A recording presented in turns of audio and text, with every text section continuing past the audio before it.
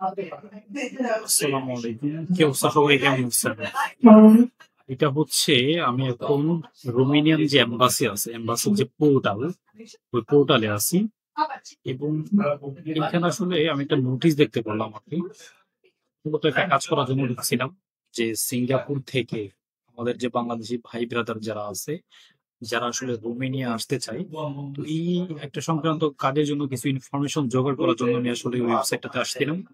আসার পরে এখানে লেখা দেখলাম, সেটা হচ্ছে important notice, temporary closure of the consular section of the Romanian embassy in Singapore. তো সিঙ্গাপুরে অবস্থিত রোমেনিয়ান যে কনসুলার অফিস আছে, এটা আসলে টেম্পোরারি বন্ধ হবে। এটা লেখা রয়েছে, will be close from 7th July 2025 on until further notice. অর্থাৎ 7ই জুলাই থেকে হচ্ছে বন্ধ হবে। আজকে 5 তারিখ, পরে আছে 5 তারিখ, আজকে হচ্ছে 5 তারিখ। 5 তারিখ অর্থাৎ 2 দিন পর, পরশু দিন থেকে, আজকে হচ্ছে শনিবার, রবি সোমবার থেকে হচ্ছে ওরা একটা অ্যানাউন্সমেন্টের মাধ্যমে আপনার বন্ধ করে দিচ্ছে কনসুলার অফিস।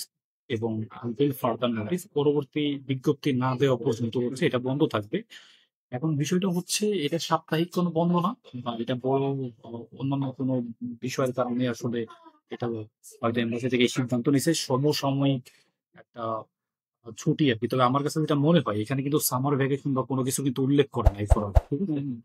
মানে মূলত ইউরোপের সব কান্ট্রিতে বা সব জায়গায় তো আসলে সামার ভ্যাকেশন থাকে। সিঙ্গাপুরে অবস্থিত যে তুমি কনসুলেট টিম আছে, ওরা তো রোমেনিয়ান। ওদের তো হয়তো সামারের ভ্যাকেশন প্রয়োজন থাকে।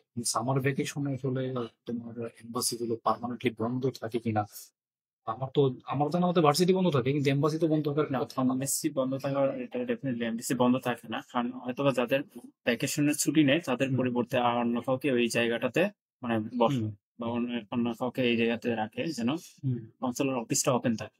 আর হয়তো কোনো না কোনো রিজনে এটা হচ্ছে টেম্পোরারি বন্ধ দিছে, কিন্তু হয়তোবা এটা আবার এটা ওপেন করতে পারে।